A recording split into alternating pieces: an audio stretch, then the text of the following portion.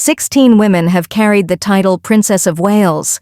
Many were betrayed, several were imprisoned, some watched their families destroyed. From medieval executions to modern media pressure, this is the true story of the Princesses of Wales.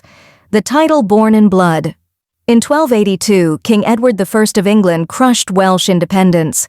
He murdered the native Welsh princes, displayed their severed heads on the Tower of London, and seized their crown. From that moment on, Prince of Wales became a title imposed by England, not chosen by Wales. 6 Welsh princes held power before the conquest. 23 English heirs would follow. But because most princes were young and unmarried, there have been only 16 Princesses of Wales, all wives, never rulers in their own right. The lost Welsh princesses. The first was Joan, Lady of Wales. Joan was the illegitimate daughter of King John of England. At just 11, she was married to Llywelyn the Great, ruler of Wales, to secure peace. Despite the politics, theirs became a genuine marriage. Llywelyn even built her a church so she wouldn't have to cross mountains to pray. But betrayal shattered everything. Joan was discovered in bed with a captured enemy noble. He was executed on the spot. Joan was imprisoned for a year, and then forgiven. Their descendants would not be so fortunate. Her daughter-in-law, Eleanor de Montfort, was captured by pirates sent by King Edward I himself and held hostage for 3 years. She died giving birth. Her husband, Llywelyn ap Gruffydd, was lured into a false negotiation and murdered. His head joined the others on the Tower of London. His brother Dafydd, the last native Prince of Wales, was hunted down and publicly hanged, drawn, and quartered. His wife, Elizabeth Ferrers, disappeared into history. Their daughters were forced into convents. Their sons were imprisoned, one kept in a cage for life. Wales was broken, and the title was stolen. The title becomes a weapon. Edward I gave the title Prince of Wales to his own 13-year-old son. From then on, the title became a training ground for kings, and a danger zone for their wives. Joan of Kent, one of the most dramatic princesses of Wales, secretly married for love, was forcibly remarried by her family, then reclaimed by papal decree. She later married Edward the Black Prince, becoming Princess of Wales at the height of medieval power. She outlived him and became advisor to her son, Richard II, crowned king at just 10 years old. Her life ended under unbearable strain, pleading for mercy for her violent son. The crown spared him only after she died. Tudor tragedy. No Princess of Wales suffered longer, or more publicly, than Catherine of Aragon.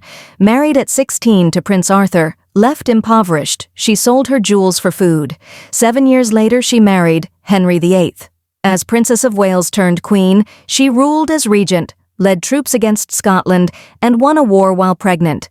But she failed to give Henry a surviving son. Henry turned religion into a weapon. He broke with the Catholic Church, annulled their marriage, and exiled her. Catherine died alone, forbidden from seeing her daughter. The title Princess of Wales had become a curse. Scandals, exiles, and humiliation. Caroline of Brunswick, married to the future George IV, despised her husband on sight. He locked her out of court, kept her daughter from her, smeared her reputation. When he became king, he barred her from her own coronation. She died weeks later. Londoners lined the streets for her funeral. They called her the injured queen. Stability before the storm. Not all princesses suffered publicly. Alexandra of Denmark endured her husband's dozens of affairs with quiet dignity and became one of Britain's most beloved queens. Mary of Teck, practical and unyielding, held the monarchy together through World War, abdication, and collapse. But the modern age would bring a different kind of danger. Lady Diana Spencer became Princess of Wales in 1981, and instantly the most famous woman on earth. Her marriage collapsed under pressure, betrayal, and media obsession, but Diana transformed the role. She touched AIDS patients. She walked through minefields. She made royalty human. When she died in 1997, the world mourned, and the title Princess of Wales became emotionally untouchable. Catherine and the future. In 2022, Catherine Middleton became Princess of Wales. Unlike her predecessors, she entered the role prepared, protected, and publicly supported. But history casts a long shadow. The title remains controversial. its past soaked in conquest, control, and loss, but one truth endures. The Princess of Wales is never just a title, it's a test. If you enjoyed this deep dive into royal history, like, subscribe, and share your thoughts below. Thanks for watching.